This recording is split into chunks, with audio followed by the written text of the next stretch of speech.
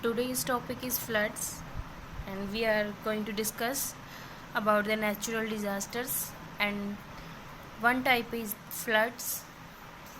Sometimes the water in the rivers overflows and moves into the dry lands and submerges the land. This causes floods. Floods have been the most commonly known natural calamity in human history.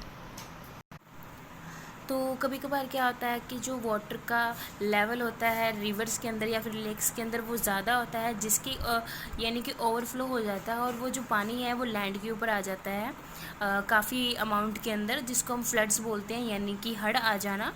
तो ये सबसे एक common जो या फिर natural calamity जो है, आफत, कुदरती आफत है जो हमें सभी को पता है। Floods generally occur when there is a heavy rainfall during monsoons and when the mountain snow melts on a large scale. अब ये फ्लड्स आने की जो सिर्फ ज़्यादा से ज़्यादा दो ही तरीके के ये कारण होते हैं, या तो हैवी रेनफॉल हो जाना यानी कि काफ़ी ज़्यादा बारिश हो जाना, और दूसरा ये है कि या फिर नदियों के अंदर पानी का लेवल है वो ज़्यादा हो जाना। वो कब होता है? जब जो आइस वगैरह जो है, स्नोज़ वगैरह जो है मेल्ट हो जाती है, तो उससे क्या होता है, वाटर का जो लेवल है रिवर्स के अंदर वो ज़्यादा हो जाता है, जिससे फ्लड्स अकर होते हैं। Flash flood occur when there is a cloud burst which causes heavy rainfall in a small area. Another reason for the flash flood is breaking of dams and barrage that release massive quantity of water at once. अब यहाँ पे बात हो रही है cloud burst की, ये किस तरीके से होता है। फ्लैश फ्लड जो होता है यानी कि एकदम से फ्लड आ जाना, उसको बोलते हैं फ्लैश फ्लड। या फिर आपने कभी देखा होगा कि कुछ ही जगह पे कभी कभार बहुत ज़्यादा बारिश होती है, एक ही टाइम के ऊपर बहुत ज़्यादा बारिश होती है, तो उससे जो फ्लैश फ्लड आते हैं। दूसरा रीज़न ये है या फिर डैम्स वगैरह का टूट जाना, तो उससे भी क्या होता है कि पानी का जो ओवरफ्लो होता है, जिसके कारण फ्लड्स आ जाते हैं। Floods not only causes loss of life and property but also many waterborne diseases, shortage of the clean drinking water, accumulation of street refuse in water, floating remains of human and livestock pose a severe health hazard in the affected areas. तो floods सिर्फ life और property को ही नुकसान नहीं करते, बल्कि साथ में बहुत सारी वाटर से आने वाली डिजीज़ को भी साथ में लेके आते हैं। और इससे क्या होता है कि जो क्लीनिंग या फिर ड्रिंकिंग वाटर है उसमें शॉर्टेज आ जाती है, पानी जो है हर जगह पे खड़ा होने लगता है, जिसके कारण बहुत सारी बीमारियां जो हैं वो फैलती हैं।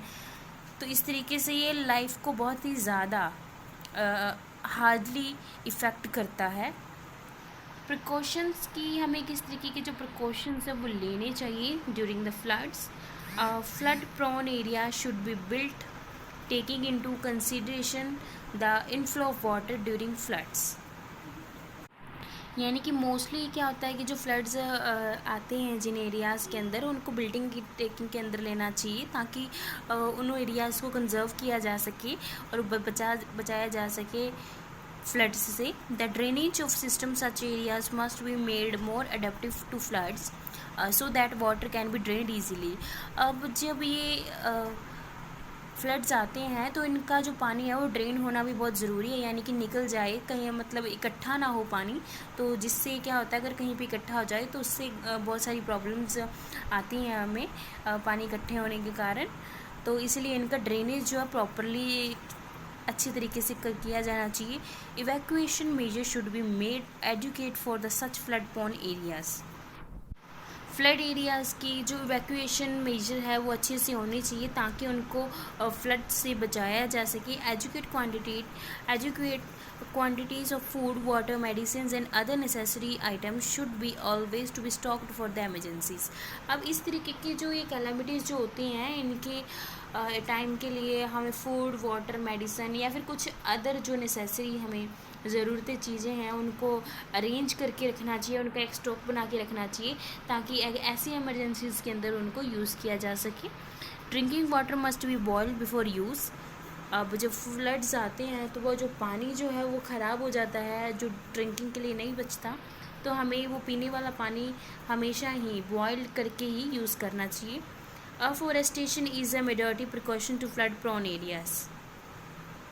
अफॉरेस्टेशन यानी कि पेड़ हमें ज़्यादा से ज़्यादा लगाने चाहिए, जो मतलब कि इससे क्या होता है कि ये उनको रोकने में हेल्प करते हैं और इससे क्या होता है सॉइल पोल्यूशन भी नहीं होता। नेक्स्ट आता है हमारे पास ड्राउट्स। ड्राउट्स का मतलब है कि सूखा पड़ जाना, जहाँ पर बिल्कुल हार्श क्लाइमेट हो, जहाँ पे बिल्कुल भी रेनफॉल ना हो, तो वहाँ पे ड्राउट्स हो जाते हैं, सूखा पड़ जाता है बिल्कुल। Droughts is another common natural calamity that cause serve an economic hardship for human. Droughts is an extended period of lack of rain or water replenishment. It can cause serve damage to the agriculture, livestock and human. Droughts का मतलब यही है कि सूखा पड़ जाना। ये भी बहुत बड़ी ज़्यादा मतलब कि जो दिक्कत है वो ह्यूमंस को आती है। कभी कभार क्या होता है, कई जगहों पे ऐसा होता है कि रेनफॉल जो है बहुत कम होता है या फिर होता ही नहीं है। वाटर की जो शॉर्टेज है वो हो जाती है, जिसके कारण एग्रीकल्चर नहीं हो पाती, लाइफ स्टॉक में बहुत ज़्यादा डैमेज हो जाता है और ह्यूमंस को सबसे ज़्यादा नुकसान होता है इससे। प्रिकॉशंस हैं अब यहाँ पे। Proper reservoir and water tanks need to be built and maintained to conserve water. अब प्रॉपर रिजर्वियर बनाने चाहिए पानी को कंजर्व करने के लिए, ताकि उनको टैंक्स वगैरह जो हैं वाटर के वो बनाने चाहिए, ताकि उनमें वाटर जो है कंजर्व किया जा सके, बचा के रखा जा सके। Rain water harvesting measuring need to be implemented strictly in the drought prone areas. अब रेन वाटर हार्वेस्टिंग यानी कि बारिश को पानी को इकट्ठा करके उससे हार्वेस्टिंग करनी, ये सबसे ज़्यादा ज़रूरी है। इससे क्या होता है कि पानी की शॉर्टेज नहीं होती और इसको कभी भी यूज़ किया जा सकता है एमरजेंसी के टाइम पे, तो ये हार्वेस्टिंग होनी चाहिए। Cultivation of drought resist crop such as maize, millets etcetera should be encouraged. कुछ ऐसी क्रॉप्स हमें वो मतलब कि खेती करनी चाहिए जो कि पानी कम लेती हों, ज़्यादा टाइम तक सर्वाइव कर सकें without the water. Water shortage structures like dams should be built in such areas to supply water in times of drought. तो वाटर शॉर्टेज के लिए कुछ वाटर स्ट्रक्चर्स बनाने चाहिए लाइक डैम्स वगैरह, जिनमें पानी इकट्ठा होता है, ताकि वो ऐसी एमरजेंसीज़ के टाइम पे, कैलामिटीज़ के टाइम पे वाटर सप्लाई हो सके उनसे। नेक्स्ट हमारे पास आता है natural disaster, that is cyclone. अब यहाँ पे साइक्लोन क्या है हम उसके बारे में पढ़ते हैं। When a difference of the high pressure and low pressure wind is created in a coastal area, it generally takes the form of the cyclone. Cyclone के बारे में आप लोगों ने सभी ने सुना होगा कि जो एक हवा होती है, एक विंड होती है, बहुत ही हाई स्पीड के ऊपर होती है, बहुत ही ज़्यादा ये मतलब कि इसका थोड़ा डिफरेंट होता है, दो फेसेस के ऊपर होती है, या तो सबसे ज़्यादा हाई प्रेशर में होती है या फिर लो प्रेशर के अंदर होती है, तो इसको हम बोलते हैं साइक्लोन्स। अब ये साइक्लोन्स क्या है, are a huge storm of very high speed with the central of low pressure surrounded by the high pressure wind which is rotating. इसमें क्या होता है, ह्यूज अमाउंट के अंदर एक स्ट्रॉम होता है, एक तूफान होता है जो कि बहुत ही ज़्यादा हाई स्पीड में होता है सराउंडेड में, और सेंटर में उसके बिल्कुल लो प्रेशर होता है, और जो कि बहुत ही ज़्यादा स्पीड के साथ में रोटेट करता रहता है। This accompanied by heavy showers and cause severe damage to life and properties. तो इसी के साथ में क्या होता है, बहुत ज़्यादा नुकसान हो जाता है, लाइफ और प्रॉपर्टी दोनों को ही बहुत ज़्यादा डैमेज हो जाता है। Precautions, early warning system should be installed in the cyclone prone areas to be warn people. तो ऐसी जगहों पे जहाँ पे मोस्टली साइक्लोन जो आते हैं, तो वहाँ पे अर्ली वार्निंग्स उनको दी जानी चाहिए, ताकि वो अपने आप को इससे सेव कर सके। People should move to safer place in times of cyclones. तो साइक्लोन के टाइम पे जब लोगों को वार्निंग मिल जाती है, तो उनको पहले ही अपना ऐसी प्लेसेस से मूव कर जाना चाहिए। Tree plantation in such area should be promoted, it is help to countering cyclones. अब ट्री प्लांटेशन यानी कि जो ट्रीज जितनी ज़्यादा होंगे उतना ही मतलब कि ये हेल्प करते हैं साइक्लोन से बचने के लिए। बिकॉज क्या होता है कि जो ट्रीज होते हैं वो जब ये ज़्यादा होते हैं तो जो साइक्लोन की स्पीड को स्लो करते हैं ताकि डैमेज होने से बचा जा सके। Building such should be constructed keeping in mind cyclonic activities. तो बिल्डिंग्स जो भी ऐसे कुछ ऐसा मतलब कि ये जो साइक्लोन होता है ये इतने ज़्यादा प्रेशर के साथ में होता है कि बहुत सारी चीज़ें अपने साथ में लेके चला जाता है। यानी कि कभी कभार बिल्डिंग्स के जो मतलब कि उनका गिरने का भी खतरा होता है। जो बिल्डिंग या फिर हाउसेस कुछ इस तरीके से बने होते हैं तो वो उनको साथ में लेके जाए, यानी कि किसी हाउसेस की रूफ को साथ में ले जाते हैं, छत वगैरह जो है हाउसेस की वो निकल जाती हैं। तो बिल्डिंग को इसी तरीके से ध्यान में रखते हुए कंस्ट्रक्ट करना चाहिए साइक्लोन्स वगैरह। यहाँ पे नेक्स्ट है स्पॉट चेक। यहाँ पे ये नेचुरल कैलामिटीज़ हैं जिनको फजल करके यहाँ पे लिखा है, इन्हीं को अरेंज करके यहाँ पे सामने आपने लिखना है। Next calamities, next is disaster management. अब ऐसे ये डिज़ास्टर जो है ये कुदरती आफतें हैं, इनको मैनेज कैसे किया जाए। Now we are going to discuss about that.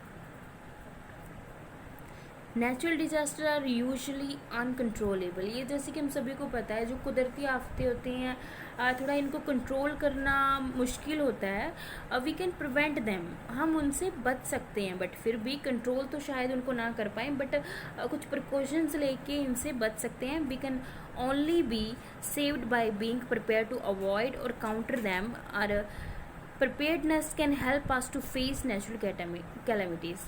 तो इसी तरीके से ये है कि हमें ऐसी प्रिकॉशंस लेने चाहिए ताकि हम इनको अवॉइड कर सकें और इनसे बच सकें।